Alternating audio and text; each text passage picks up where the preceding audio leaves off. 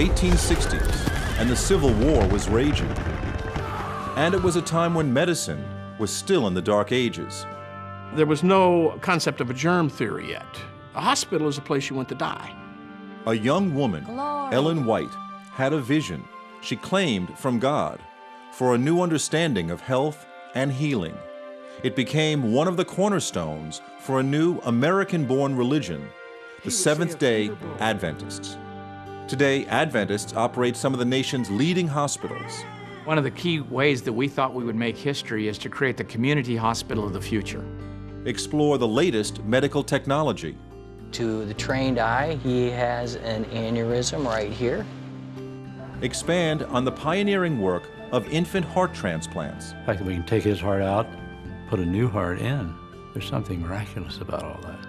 Practice a body, mind, and spirit approach to health and healing. Even the curriculum in medical school is changing to incorporate a more holistic view. And the irony is that Adventists, who believe in the near end of the world, are now among the healthiest and longest living people on the planet. Well, I'm 98 years young. They live anywhere from 5 to up to 10 years longer. It's pretty exciting.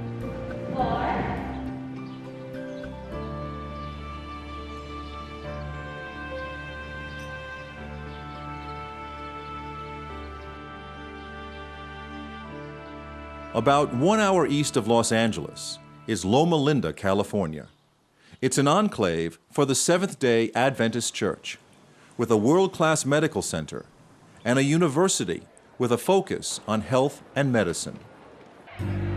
Loma Linda came to world attention in 1984 when Dr. Leonard Bailey transplanted the heart of a baboon to save the life of a dying child, a child that became known as Baby Faye.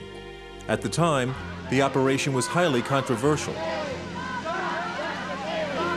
Len faced some real opposition from our own campus. I mean, some people who weren't sure that we wanted to be this exposed, that we weren't sure this was the right way to go. And I credit for Len for keeping clear in the vision of where he was going. I do believe that the scars that Len got during this time have made him the gentleman that he is.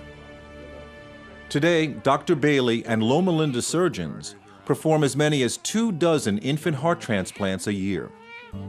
But Loma Linda and the wider Adventist community are making headlines again. There are about 1 million Adventists in the United States, and as many as 100,000 of them have been the subject of a number of long-term studies, supported mostly with federal funds, to understand why Adventists seem to enjoy a longer life expectancy. Established that only about 10% of how long we live is dictated by our genes. The other 90% or so is dictated by our lifestyle.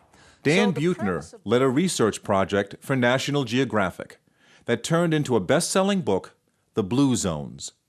It identified Loma Linda as one of a handful of locations around the world where people do in fact live longer and seemingly healthier lives.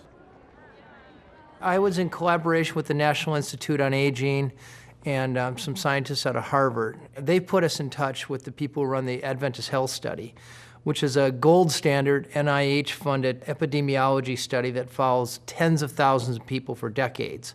And that study revealed that the Adventists who most strictly follow the suggestions of the church are living about a decade longer than their American counterparts. But it's not simply living longer.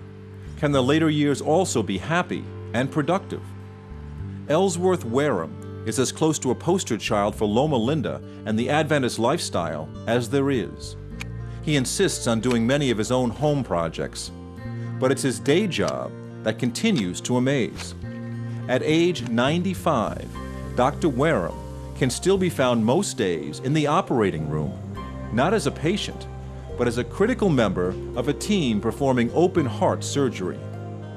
I was the primary surgeon until I was about 76. Then I started to assist. Some weeks I'll assist in 5 or 6 open heart operations. The matter of assisting, of course, is quite simple after you've been a surgeon yourself.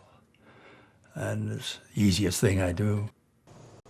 Ellsworth Wareham was an icon when I was a medical student here 35, 40 years ago, and still is. But it's not his technical expertise as much as his person. If you're doing heart surgery and vascular surgery, you get to see the results of your eating habits. It appears now, if you're going to be interested in longevity and good health, there better be a strong emphasis of plant-based food.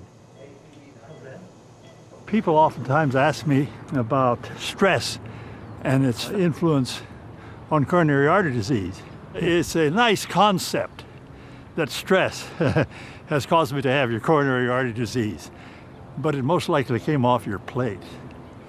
It is pretty accepted now in the medical community, with all of the body of scientific research that has been looking at Adventists, that they live longer than their peers. They live longer than the people who are living in neighboring towns, and even people living next door to them.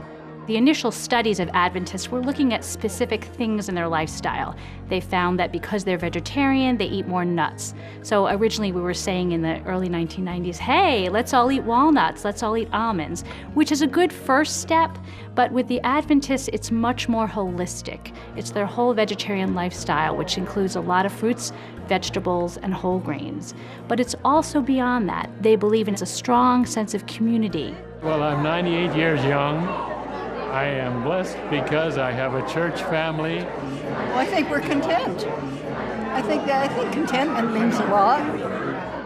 6, 7, give me 4. Out. They believe in exercise. 4. Great. I come 5 days a week. I don't eat meat. I haven't for close to 40 years. I am over 70, so well over 70, so that's as close as you're going to get.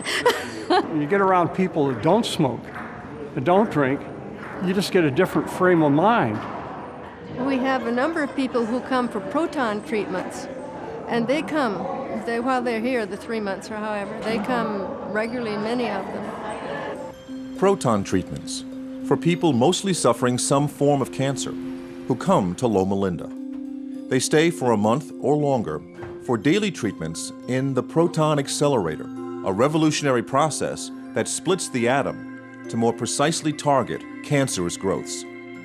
It's one of the paradoxes within the culture of Seventh-day Adventists.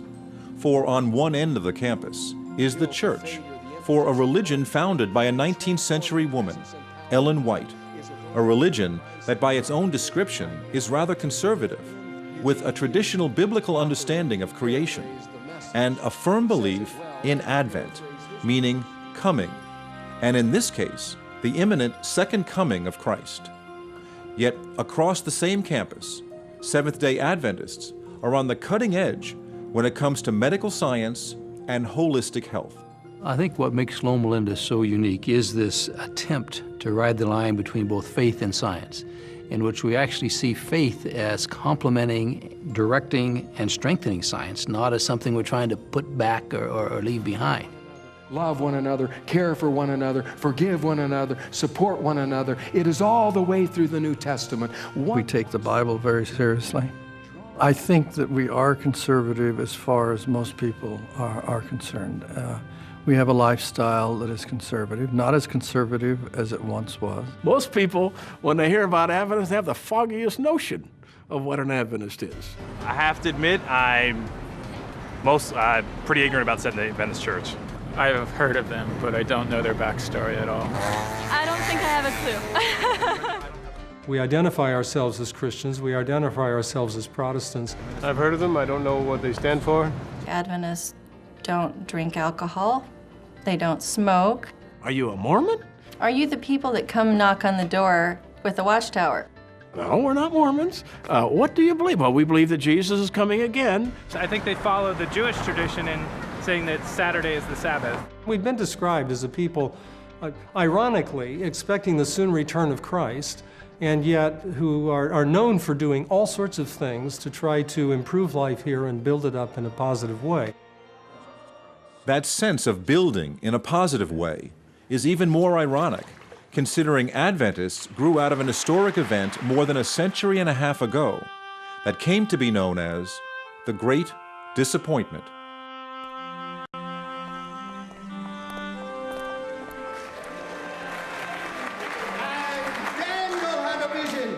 A vision from God.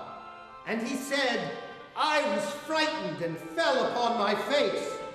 But he said unto me, understand, O Son of Man, your wisdom belongs to the end of time. In the mid-19th century, a Baptist preacher, William Miller, traveled the country preaching that the second coming of Christ was close at hand. Tens of thousands believed he was right. The pivotal text that William Miller centered his apocalyptic lectures on was Daniel 8:14. Unto 2,300 days, and then shall the sanctuary be cleansed. Cleansed! And he thought the sanctuary was the earth, and it would be cleansed by the fires of the second coming. Miller's followers determined the cleansing would come on a single date, October 22nd, 1844. One of those who came to hear Miller speak was a young woman, Ellen White. And at that time, Ellen White, my great-grandmother, and the whole family went to hear him. They were all impressed. They were impressed by his sincerity, his knowledge of the Bible, his understanding of prophecy, and his ability to explain things clearly and succinctly. Described by the Holy Scriptures. Cleansing by fire. As October 22nd approached, true believers prepared to meet their God. Farmers abandoned their crops and livestock. Shop owners closed their businesses. Others simply threw away their money.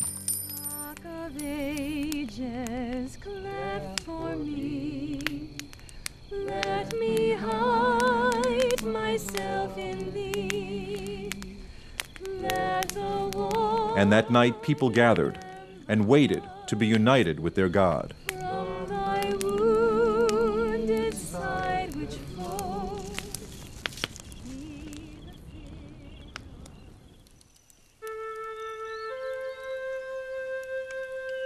But the next morning, Ellen White and the others awoke to a world unchanged.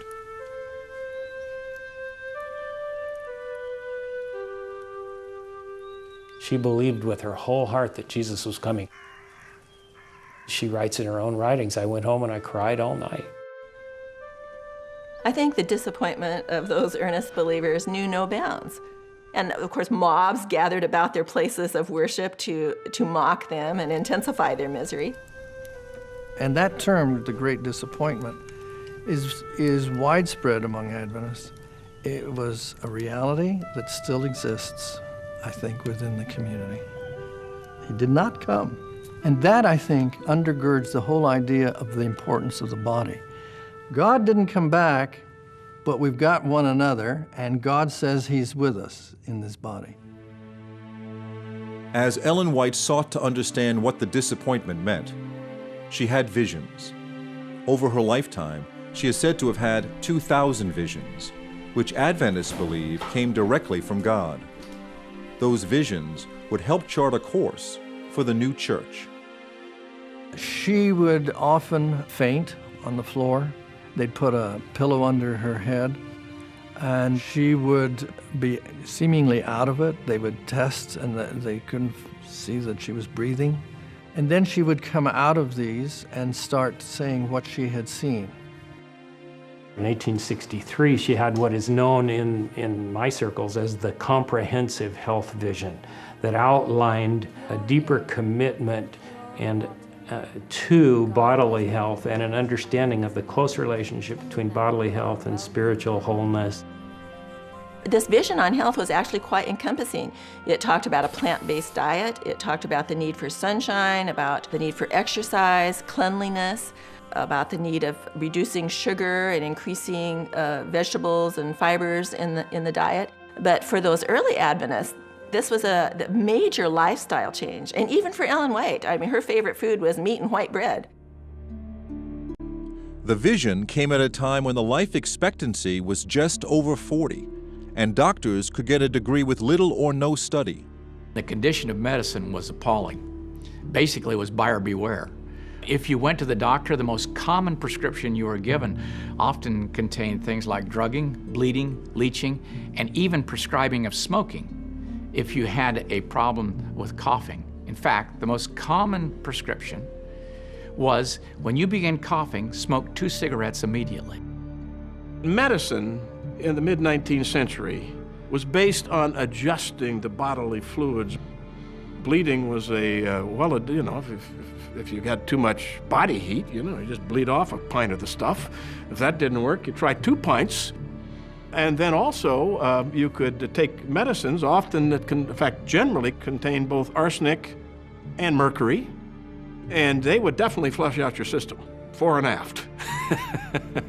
No rich person in the 19th century went to a hospital. They had a physician come to them, because without germ theory, you died in a hospital. Despite the public's fear of health institutions, in 1866, 3 years after it formed, the new Adventist Church opened the Western Health Reform Center in Battle Creek, Michigan. It became an instant success because so few people were dying. Soon, a brilliant young surgeon, John Harvey Kellogg, whose medical education was sponsored by Ellen White, became director. Kellogg changed the name to the Battle Creek Sanitarium, and over the next half-century built an empire around the evolving Adventist approach to medicine and healthy living. Kellogg is the man who chose the word sanitarium because what he wanted is a place where people come to learn how to get healthy and to stay healthy. People were getting fresh air, sunlight, patients who were taking walks, and he understood the benefit of the natural healing effects that were available in the environment, coupled the best of science with the best of what we can get naturally, and really did something that revolutionized care in his day. Through the years, Kellogg's reputation as an eccentric personality was only enhanced by his passion for new ways to harness nature for diet and health. He experimented with heat treatments and hydrotherapies. Scores of celebrities came to Battle Creek, including President William Howard Taft, King Edward, inventor Thomas Edison, pilot Amelia Earhart. Kellogg Sanitarium was now the largest health institution in the world.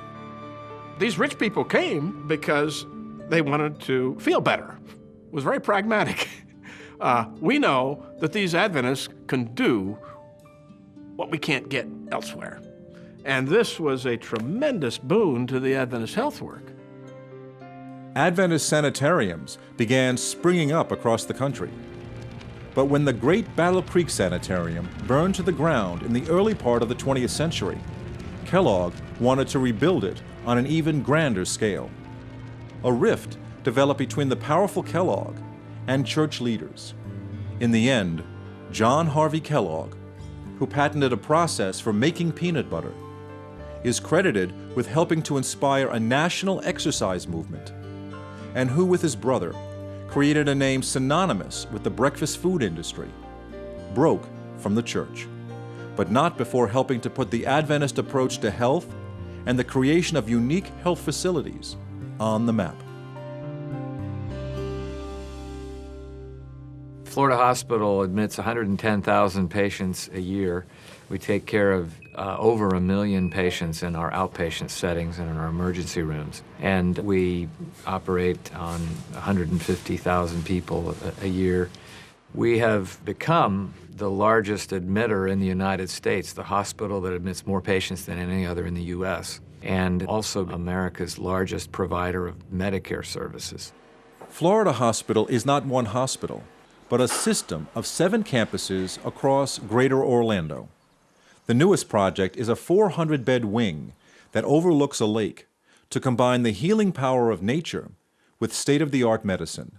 It's called Ginsburg Tower, named for a key benefactor.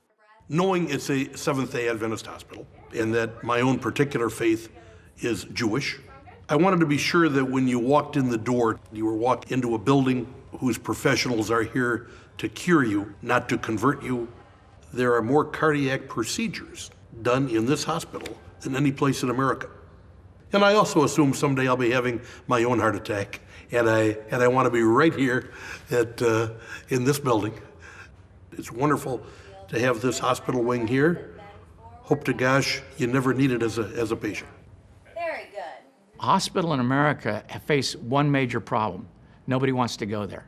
So how can you change the health of America if you're the last place people want to go and the first place they want to leave? It's just not a good way to go at things. And so we tried to create a place where we could heal the whole person throughout their whole life, both in sickness and in health.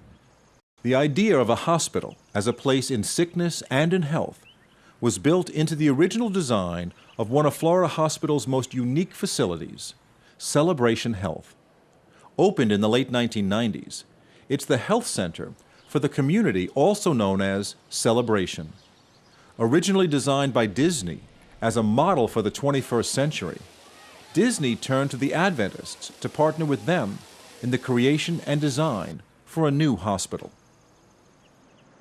Embodied in the entire building, from the architecture, the feel of the place, is all about wellness. When you drive up to hospitals ordinarily, you feel sicker than you already felt when you were actually coming in.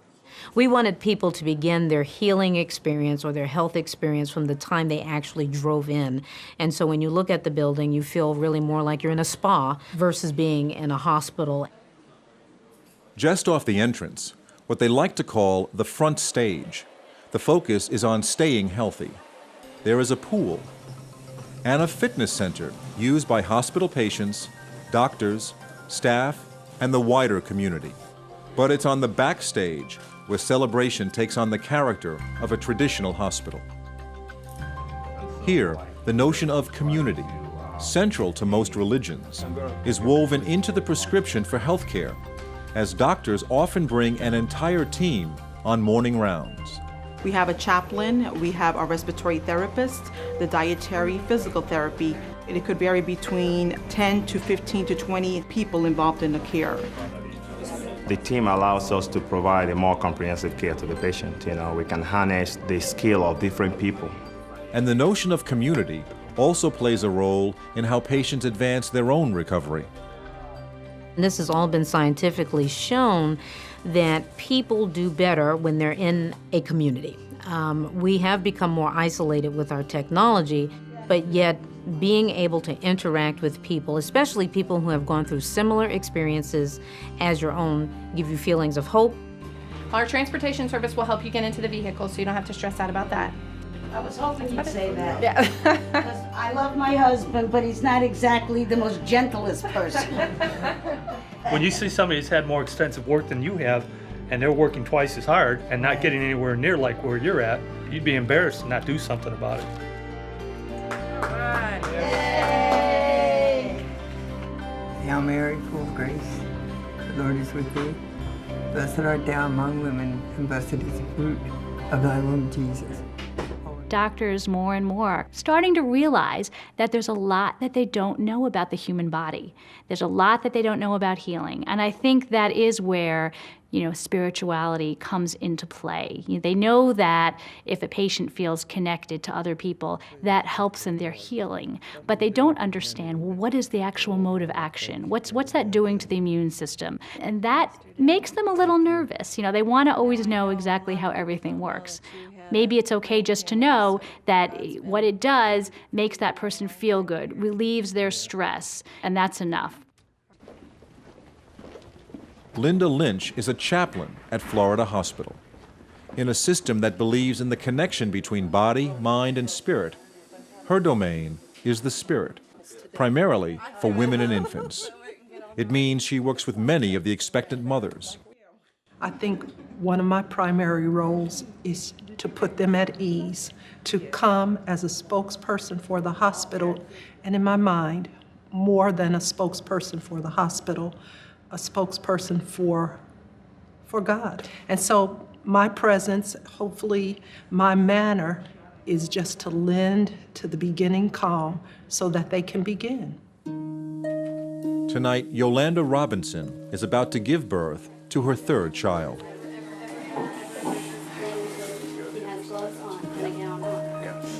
At least look, but I guarantee you. It's coming, you can push whenever you're ready. That's it, darling. Push hard in your bottom. That's the push. Good push, good. Keep pushing. Come on, give me one more good one. Great. One more good one. Oh, he's coming, cuz. Perfect. That's it, darling. Keep going, keep There he is. All right. Right there. Oh, hey, man. Auntie, come look. Oh, my God. Get up. I'm trying so hard. Hey, handsome. Hello there. Welcome to our world. This really is a precious moment for every mom. If the mom is strong, if the baby is strong, they're leaving shortly, in less than 48 hours.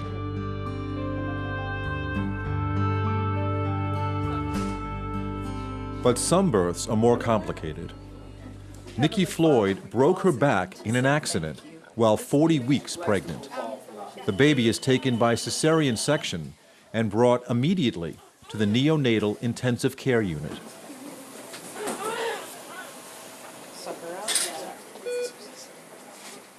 When any of us see suffering in a child, it calls forth from us questions about what it is to be human. It calls forth our helplessness, our vulnerability to see the tiniest, most fragile human beings still as works in progress. 1 pound, 2 pounds, 3 pounds. Very rarely do we have a baby in there that's regulation size that weighs 6 pounds or more. Oh, little feisty Missy. Everything good. Everything is beautiful. She's doing really good. Oh, praise the Lord. What a miracle. To see her father that way, to see how touched he was, how profoundly moved he was, to see his daughter for the first time, because this face has never been revealed on the planet before. To be privy to the most intimate moments of individual lives, it's always an astounding place, a place of wonder, body, mind, and spirit. You gonna wake up for your close-up? You gonna wake up? Wake up. Wake up. But sometimes those intimate moments can be very painful. A generation after baby Faye, Dr. Leonard Bailey oversees an intensive care unit where infants are waiting for heart transplants. While the procedure is never routine, the problem now is not expertise, but available donor hearts. So in the intensive care unit are both success stories and stories where the outcome is still uncertain, as 1 in 4 will die waiting for a donor heart. 7 years ago, Dr. Bailey transplanted the heart of Gael. Because of that operation, he is alive and well today. Someone changed my heart. Someone picked up your heart? You know who is the doctor changed your heart? The Dr. Bailey, yeah.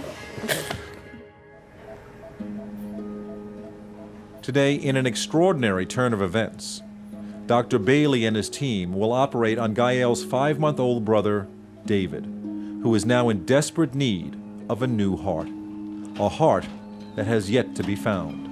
And this particular baby has kind of reached the end of his rope. David has begun to die by degrees now, and unless we can extend his waitless time a little bit, I'm afraid we're going to lose him. Too many people say that this happened to us before. It's more easy, but isn't really. It's not more easy. Every day he fights for his life. He's a fighter.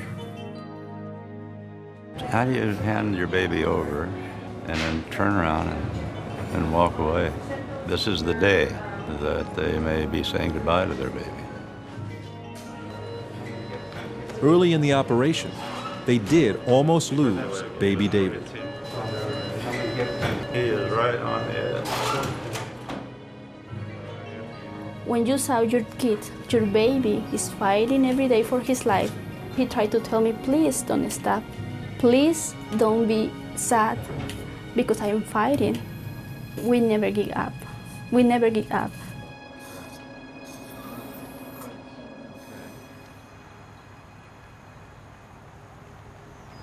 I'm probably in the best shape I've ever been in my entire life. I run probably between 30 and 40 miles a week. I bike. I stay fit. I go to the gym. I watch what I eat. So Brett Troyer was surprised when his doctor called to give him his test results. He goes, 2 came back positive. He goes, you have prostate cancer. And the first words out of my mouth were, you're kidding me. Because I didn't expect it at 41. Cancer does not discriminate. It doesn't care who you are. It doesn't care how old you are. So Brett began researching the latest in prostate treatment and volunteered to be part of a high-profile procedure. Obviously, robotic in the United States these days, it's the way to go. 75% of all patients who have prostate cancer surgery have it done robotically. Dr. Vipul Patel from Florida Hospital's Celebration is one of the world's leading robotic surgeons. Today, the procedure he will perform on Brett Troyer will be viewed by 500 physicians at a conference center in Orlando and by doctors in Italy and Korea. I'm outside the operating room. My console is now outside. The team is inside, the patient's there. We have all our doctors, all our nurses. I find it much more relaxing, much more efficient to actually be outside. The key is really having better vision and having more dexterity in confined spaces. That was the problem with open surgery. It was very difficult to see the prostate. It was a bloody field, and it was very difficult to save the nerves responsible for continence, sexual function, and cure the cancer. So that was the question. Are we going to be replaced by these robots? Maybe. Look what happened with the military. And today we have 9,000 robots on the battlefield. A robotic surgery unit is a several million-dollar commitment up front. We think very hard when it comes to a new technology. It has to have the possibility of changing healthcare forever to make it safer, simpler, and less expensive. And you're beginning to see the pubovesical or puboprostatic ligament come into view right there, just to the right of the midline. Here at Celebration, we train over 6,000 physicians a year in minimally invasive technique. When you have the experts here who love to teach and love to impart their knowledge, we lose nothing by sharing that. We've actually gained. And our job as surgeons is to continue to refine this technique. And I can tell you, 3,000 cases in, I'm still learning. And I think that's a brilliant, brilliant display of Vip. I think we should all give him a hand. Really a nicely done job. I think the next one is remote surgery. Like, I'm getting more and more remote, but I'm still connected directly. When it'll really work is when I can connect, like, from here to maybe Africa or Korea, and they need someone needs a surgery and they want me to do it, and I would connect. If Dr. Patel can perform 5 surgeries a day, up to 20 a week, and he could possibly do it on a patient in California from Orlando, All right. I'm all for it. All right. As long as they have a backup computer when one doesn't crash. Morning. Morning.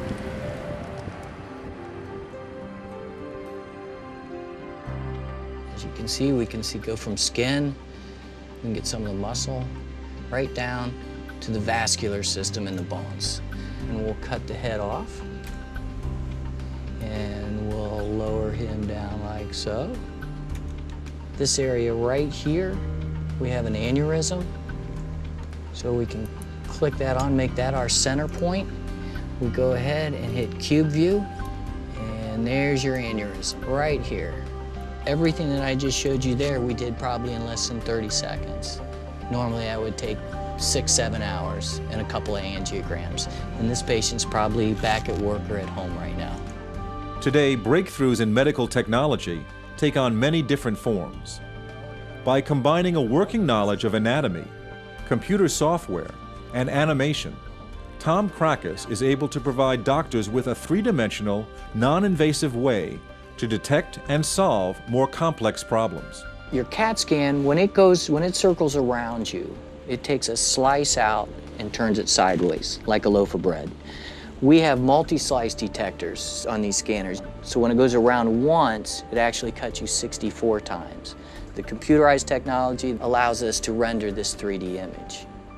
From a single workstation, Tom Krakis is able to post his discoveries on a computer network that serves the 6 hospitals and 50 locations that form the Adventist Kettering Health System around Dayton, Ohio.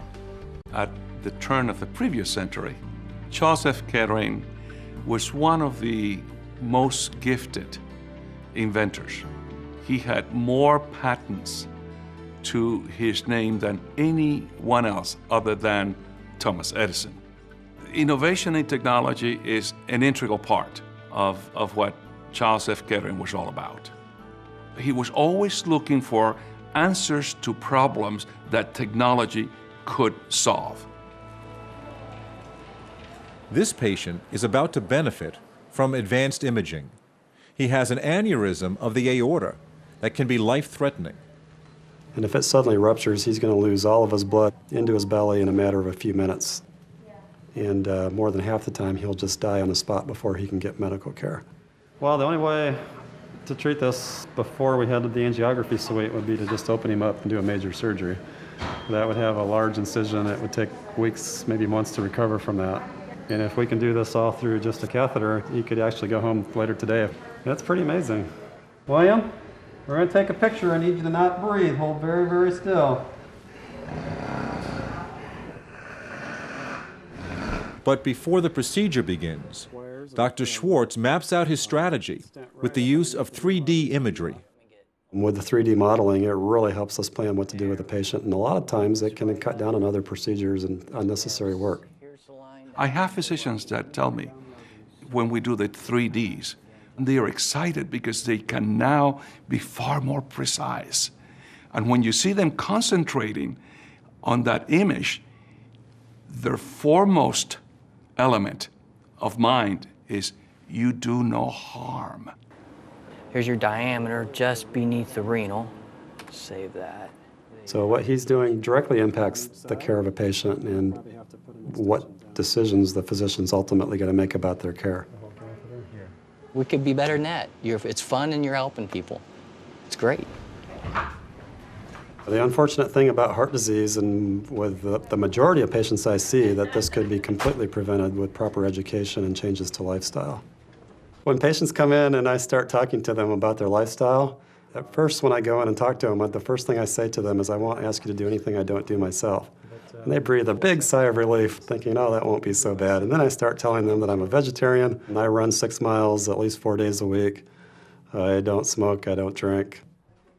For physicians, the technology and the rate of information is just so fast that it's almost impossible to keep up. And so if people ask me, do you want to choose someone who's very technically competent and very up-to-date, or someone who's compassionate, I say, I want both. Because if you're committed to the patient, you're going to read up on the latest technology and how you can provide that in a skilled way to the patient who needs that. You know, when you're a doctor, you touch people when they're hurting, and you have an audience that really needs hope and healing and good news, someone to care, someone to help them feel better.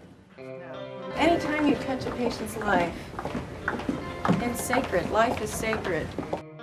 I think the work is sacred because the work takes as its fundamental premise this idea that every human being matters. Every human being is sacred, has rights to care, rights to compassion and generosity that human beings are capable of.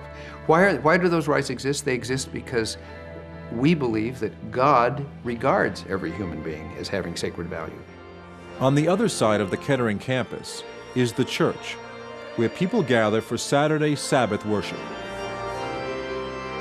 By embracing the seventh-day experience of the Sabbath, we exhibit our solidarity with the original testament of Scripture and with the heritage of the Hebrew people. So what happened was Adventists became convinced that the right day for Christians to keep was not Sunday, the first day of the week, but the seventh day of the week.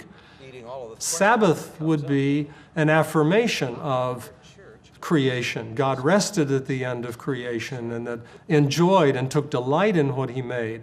That means the world is good, it's valuable, it ought to be affirmed and cared for. God's plan of 24 hours of sacred time is absolutely necessary for the human to fully thrive.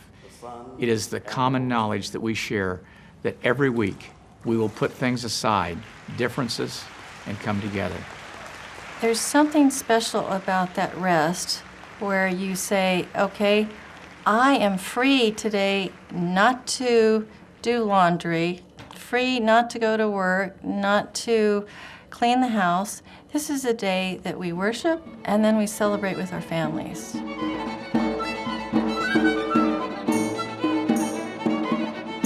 At this church and a growing number of congregations, a faith community nurse uses the day of gathering as an opportunity to provide health programs or simply take the pulse of their parishioners. In the past, churches used to be the place of healing. That's where people would come for healing. Deaconesses in the early churches were the people that did healing and were concerned about people with health issues. And as the years went by, somehow the church kind of lost that focus on healing. So one of the things that faith community nurses do is try to have the churches reclaim that ministry of healing.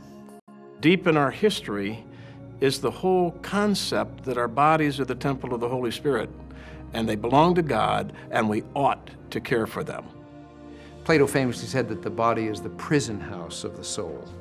And that notion that somehow the soul is an ideal and the body is somehow a case in which the soul resides, and that the relationship is kind of an unhappy relationship because the body pulls you down, that has affected the Christian tradition. We take the body to be essentially good. We may do bad things with it, but in its essence, it is good. It is a gift of God. It may be related to another aspect of Adventist belief, and that is the fact that human beings are essentially physical. That is to say, there is no part of us, like a soul or a spirit, that lives independently from the body. So we are physical beings from beginning to end, and the future beyond death is a resurrection of the body. It's not an immortal soul that keeps on living. So once you've emphasized the body to that degree, then you begin to realize that taking care of the body is an extremely important thing to do. You had a birthday this month, didn't you? Yes. How old are you now? 91. 91. Okay. Are you on any blood pressure medication? No. No. Okay. You have to get older for that. Millie Mills is 92, and besides walking at least 3 miles a day, she has one more secret to a long life. I don't eat anything that has a mother. I think the Adventists are different when it comes to community in that this notion of a Saturday Sabbath sets them apart a little bit from everybody else. And because they're set apart, they tend to hang out more together. They tend to hang out with people with the same schedule and the same ideas. So this idea of eating a plant-based diet is reinforced. Ellen White also talked about that the diet that God gave Adam and Eve in Eden was the best. You didn't kill animals because there was no death, so you ate fruit, grains, nuts, and vegetables.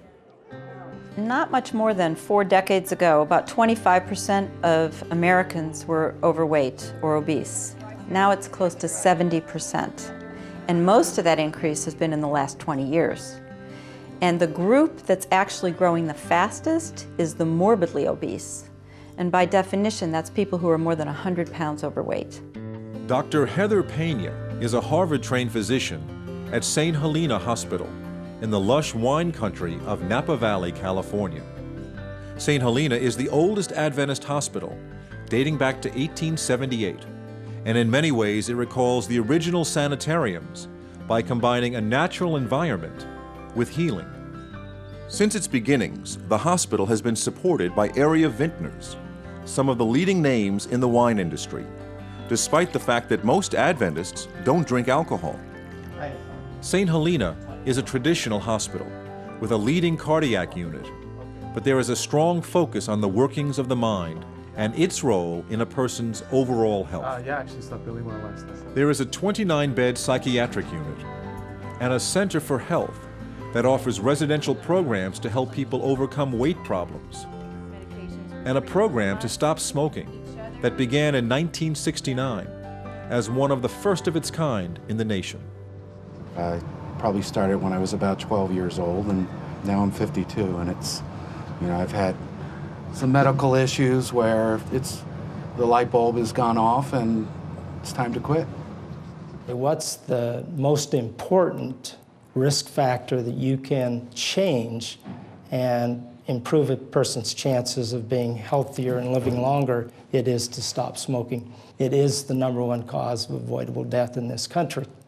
I usually show as a heavy smoker. Still. Yeah, still. The brain is interesting in that it repeats behaviors for which it gets a reward.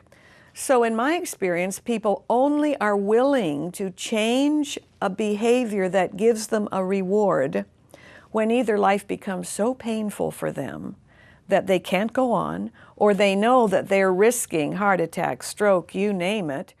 It says that you've tried quitting 10 or more times. I've tried a lot of times, yes. 24 hours is, kind of tough. It's brutal. I cannot now, at this point, make it a day. So what happens I can't make it a day. when you stop smoking? How soon do you start feeling uncomfortable? Immediately. It's very odd. Like There's that mind thing right away when I make that decision. More and more we're finding related to addictive types of behavior. There's a brain chemistry aspect to all of these that we're just now beginning to understand and to address. It's a myth that nicotine is harmful. Nicotine is what keeps people using tobacco because it's more addictive than any other substance known to mankind. But nicotine by itself has not been shown to cause medical diseases. It's all the other chemicals that lead to the cancer, emphysema, coronary artery disease, and strokes. Good, doing well. Your heart rate just reached the first target. Okay. So we achieved that. And your electrocardiogram looks great, so you're doing very well. Dr. Pena directs a weight control program called Transformation. Over 11 days of regular monitoring, lectures on diet and healthy eating, and exercise. People begin to make the changes in their lives that for many have become necessary. There are 5 things that if people do these 5 things, you can cut the risk of cancer by 70%. Cancer. And those 5 things are to exercise regularly, maintain your ideal weight, eat more fruits and vegetables, eat less red meat, and to not smoke. Now, what percentage of Americans do all 5? 3%. We need to focus much more on helping people accomplish those 5 goals. Will make huge impact on the health in the United States. I gained 50 pounds and had high cholesterol, high blood pressure, pre-diabetic, and I just wanted to get cleaned up. Literally gotten yourself. We've analyzed now almost 400 people, and what we find is that the blood sugars drop about 12%, the blood cholesterol drops 15%, the triglycerides drop almost 30%. If you take the combination of how we've helped folks with many addictions, such as drugs, alcohol, smoking, even weight loss challenges, there's over 20,000 people that have come through our programs here. When we think about helping people with addictions, it's all about giving them courage. I feel good, like I knew that I would now. So good, so good, so right, so right. I got you. Boom, boom, boom, boom. I feel good. You better eat something like that. Here at St. Helena Hospital, we have an inpatient psychiatric unit, 21 beds. We also have 39 beds dedicated to our St. Helena Recovery Center for the treatment of alcohol problems and drug addictions. The general statistics that come out of the United States Health and Human Services Agency, as well as the National Institute for Mental Health, state that about 1 in 4 adults in the United States has a defined mental issue, mental disorder, whether it's mild depression to anxiety, all the way up to what we see in our hospital, major depression, bipolar disorder, schizophrenia.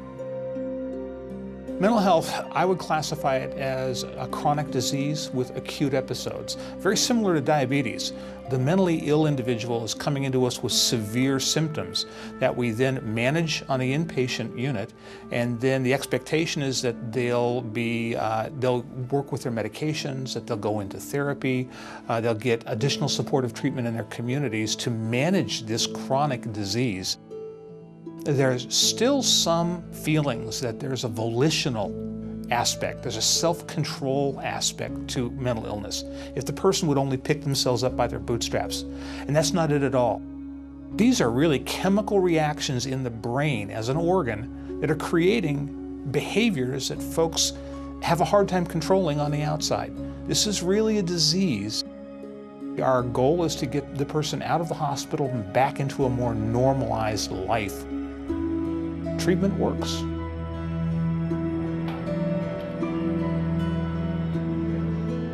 Four months ago, Dr. Leonard Bailey performed an operation on baby David in the hope a donor heart could be found. Finally, the call came. It's a big day for David. Doesn't get any bigger. The infant donors come from either sudden infant death, or a lot of them do come from abuse, I'm sorry to say, in this country. And others come from innocent trauma. Every moment we're doing it, it's participating in a miracle in one way or another. Just the fact we can stop his heart and it'll start again. There's something miraculous about all that. Are you ready? Yes. Final here. The fact that we can take his heart out, put it in a bottle, and put a new heart in is yet another miracle.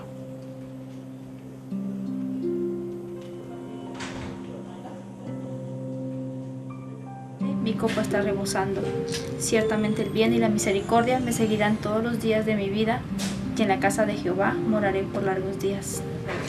You know, every time we read this psalm, because he talk about everything we feel now, but we just read and we just, you know, take it in.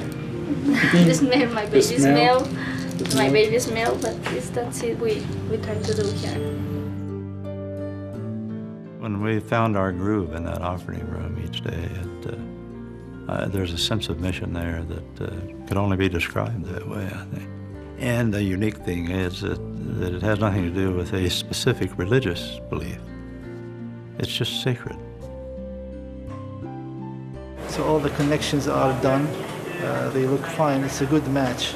Well, that's what he needs, a good heart. But we would expect David to do extremely well when this is all said and done. I know David's own parents are very, very grateful for this opportunity. We all need to have that faith in our lives, it seems to me, to be complete. But you have to take it somewhere. The nice thing about healthcare is it translates into people's lives. Thank you for your help. Good job. We feel so happy. We feel it's new chance, new opportunity, new life for everyone.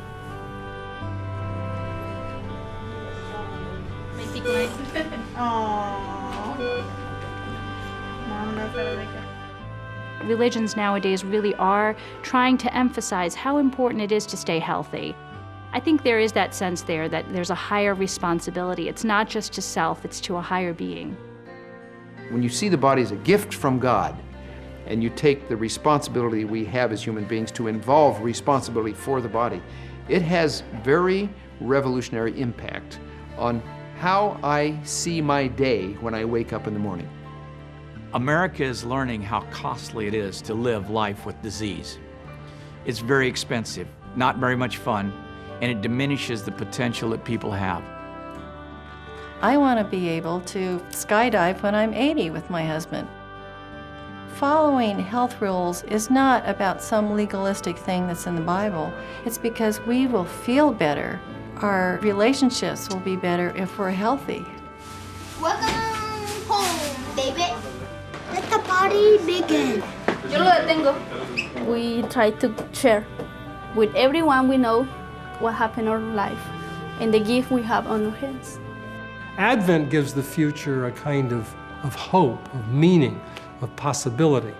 It gives the future, in spite of all the other problems we may face, something to hope for and look forward to. Let us never give up. Ready! It's new. And it says never give up.